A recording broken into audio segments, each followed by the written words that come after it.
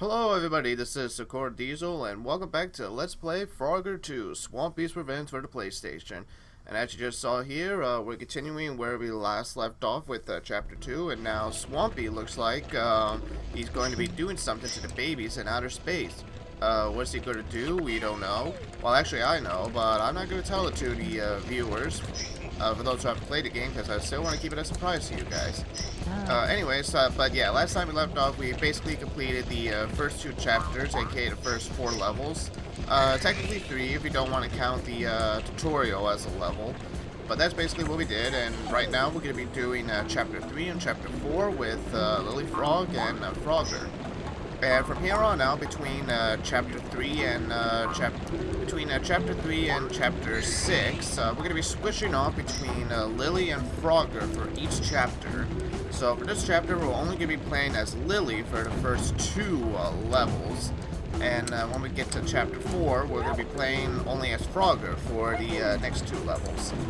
So that's basically the whole idea. Alright, there is something I didn't want to mention, which is something I just recently found out when I was doing this game. Is that if you notice in the last chapter, when Swampy was basically, throwing the when Swampy was throwing the baby frogs into 2 different directions, and Lily went into the desert, and Frogger went into the mine. In this game, at least, again, starting with, I kind of had that coming. Starting with this chapter all the way to when we get to at least Chapter 7, is that each environment for these Froggers has 3 different stages. As you can see right here, we're still in the desert slash pyramid stage and such. And the next level will be the last one we do the pyramid stage, and we'll be heading to a new environment and such. Lily's makes a little bit more sense, because again, Swampy did throw the baby frog into the pyramid and everything, and basically that's where we are right now. I can't believe I survived that, but I'll take it. But basically that's where Lily is right now. She's still, I can see her going through, Egypt, and then, going a little outside in the desert and getting close to a pyramid. Frogger's is a little bit more weird. I mean, we saw him going into, a golden mine, and you would think we would still be in a mine, but no. Once you see in this video, the way he gets to certain things is a little weird. Now, granted, even Lily is a little confusing, because sometimes I wonder, how do we get from, the boulder scene to outside to now the pyramid and such. But at least hers makes a little bit more sense, and I could somewhat see how that's possible. Frogger's is just, you'll see when we get to the chapter. Something else I also did not mention, which is interesting, is that, when you do a double jump, you can actually do something a little interesting with the double jump, and I'll probably show it off with one of the enemies or something. But let's say you use a double jump way too early and everything, and you didn't mean to do that.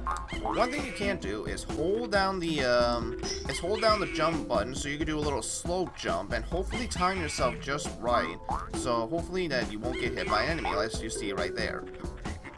So that could be very, like I said, that could be very helpful if you accidentally press the jump button and you didn't mean to do so. You can actually help yourself, time yourself just a little bit by making sure, you don't get hit by, an enemy and such.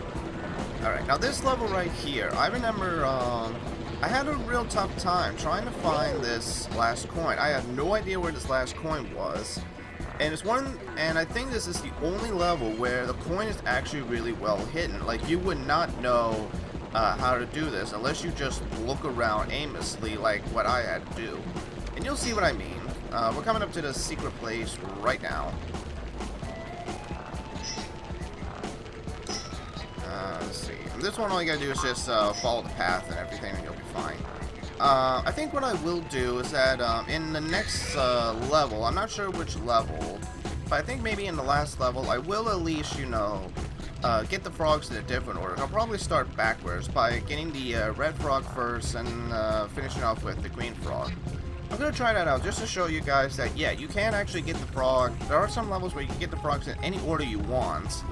and you'll still complete the game. Like, you know, there's no penalty for you, you know, getting the, whoops, that was my fault, for getting the frogs out of orders. But as you just saw right there, that's where, you know, I actually found where the coin was. If you go in there, there are at least 2 secret places in this whole game. If you saw in the last video, we just went to one in the garden, in the little shed, where we got those 4 extra coins. That's one of them, and this is another secret exit. And I think I said there were 2 secret exits. I lied. There's actually 3, and the next one is actually going to be the very next level, which I'll show you. Doesn't have a coin hidden, but there is something where it is very cool and such, and it's probably worth checking and everything. So I'll show you where it is. Anyway. Alright, so we finished the first 2 levels of chapter 3, so we're all done with chapter 3, and we unlocked another retro level. Like I said, I will be showing those off once we finish the story. Alright, I'll meet you guys back after this little cutscene.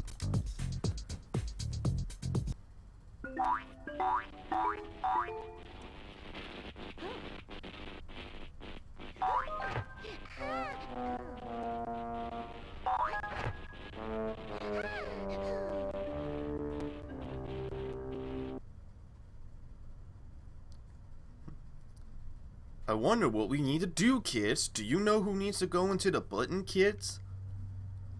But yeah, okay, so this is where, like I said, this is where Frogger's adventure gets a little weird. So we've gone from a gold mine to what looks like an ant territory. And I have no idea how he was able to find it. But it gets even more weirder once we get finished with this ant territory, and you'll see where he's going to end up next. It's gonna be pretty bizarre, I won't lie. So, yeah. So basically, and yeah. Like I said, I'm pretty decent at this Frogger game, but that doesn't mean I won't die a lot due to my own mistakes and everything. There was a time as a kid where I did struggle a bit with this game, but that's because I was just a kid and I didn't even know not necessarily where to go, but like how to watch out for enemies and such. So, alright, so for this one, we're gonna get the frogs in normal order and everything. But like I said, the last level, I will, you know, get the frogs in a different order just to show you that, like, you know, there are some levels where you can get them in any order you want, and you don't have to worry too much about it. Now, this is the place right here where I said there's actually another secret path. You don't need to go in there. It's not necessary for you to go in, but it is pretty cool, and you can go in there if you would like. I think you just, yeah.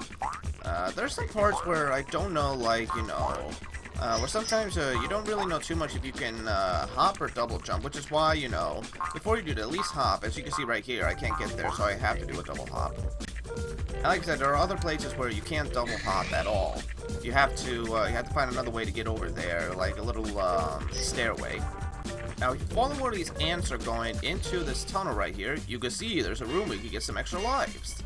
So if you ever run low on extra lives, you could always come in here and get them. I don't know if they respawn or not. Let me check. Do they? No, they don't. Alright, so yeah, once you get in there, you know, those are the only chances you have to get the extra lives, so get them while you can. But there is a cheat code to where you can get infinite lives. I don't know how you do it, and I didn't even know there was a cheat code, so I actually found that out while watching someone else doing a Let's Play on this. Yeah, but man, like I said, Frogger was really, you know, Frogger was probably the only game that was not educational for me as a kid. Like his games were the only games I loved to play a lot as a kid, and like I said, this was the game that I played the most as a kid. I was so excited when I finally beat this game and everything, and I just kept playing and playing and playing. And again, I also went and did the retro levels themselves as a kid. The retro levels themselves, you know, we'll get to them, but they're very cool as well. And knowing like where Frogger came from and everything and how it all got started makes the retro levels a little bit more fun and interesting, in my humble opinion. But yeah, as you can see here, we're coming to the end of this, and like I said, we've gone from a gold mine to, I guess, an ant farm. And now we're gonna go from an ant farm to something even a little bit more weird and such. Which makes me wonder, like, is the gold mine that Frogger went through, like, you know, like an underground to the earth or something, or to the earth's core? Because as you can see, where we're gonna head to the next level is going to be pretty interesting.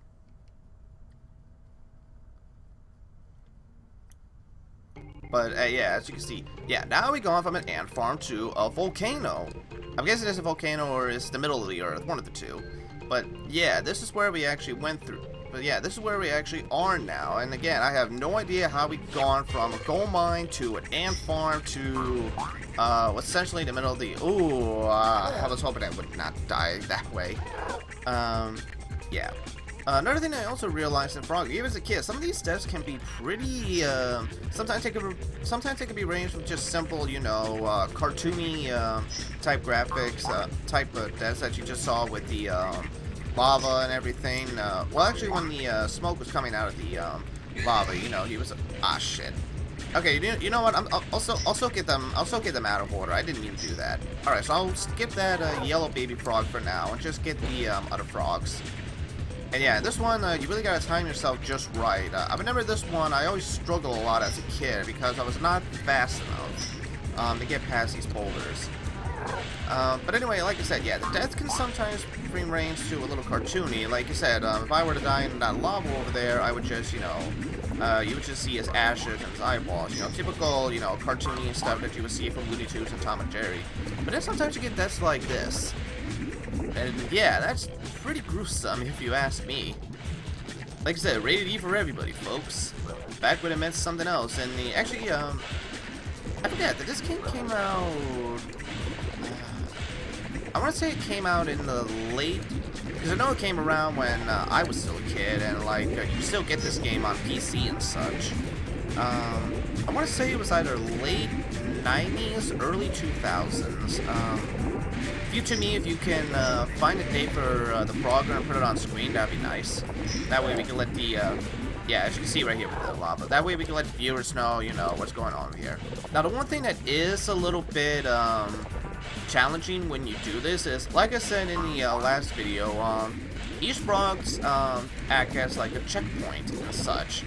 So basically, like I said, whenever, anytime that you die, the last frog that you rescue, you'll be sent to that frog. You'll be sent to that baby frog instead, because that was the one that you rescued last. And until you rescue, I did it again.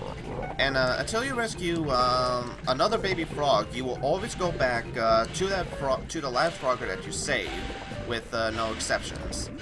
So keep that in mind. But like I said, there are other times where you'll be sent to different checkpoints along the game. Like that. Basically, what I'm saying is that going back to the last stage. Going back to the last stage we just did with Lily Frog, the pyramid one. After you rescue the blue baby frog, instead of, if you die, instead of going back to where you rescued the blue baby frog, you would just start back at the bottom of the tree slide, and why did I do that? Wow, I am really, wow. Okay, this is embarrassing. Like, I admit, I'm bad at video games sometimes, but I'm not really that bad. God. Okay. But I did say, you know, we were going to do these a little out of order, so we're going to do that. I know it's not going to be possible for all levels. Like I said, I know it's not going to be possible for all levels and such for doing this, but we'll probably do this sort of way once in a while and such. I know there are other levels where you can actually get them out of order and such. You don't have to worry too much about, you know, following a specific path. You know what? I'm gonna take this quick hop because why not? Just gotta make sure we don't die here. And there we go. Alright, I'm gonna save out the purple frog, and we're gonna start off getting the red frog first, and then we'll work our way backwards. So yeah, once we get the red frog, that red frog will just basically act as our new checkpoint now for this level.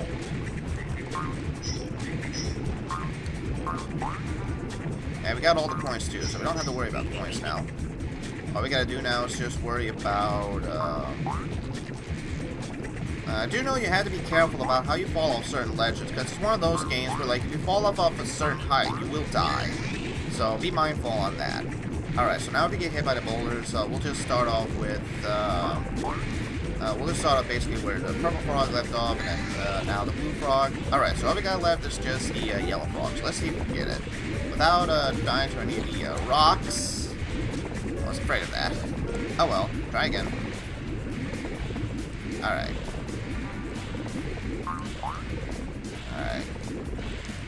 Alright, so let's go get this yellow frog, and then that'll be an episode right there. Alright, like I said, you have to be a little fast for this. You gotta make sure you time it just right. Otherwise, you're gonna have a tough time with this one. So, oops. Yeah, that's another thing about the platforms. Like, sometimes you won't know where the, when the boulders will come out or not. So again, it's one of those where you gotta time it just right. And I'm really running out of lives. Jeez, I started off with, like, what? I think I started off with, like, 8, and then went to 14, and now I'm back to 5. Jesus. Alright. Alright, let's do this for real. And there we go. Alright, 5 frogs right there.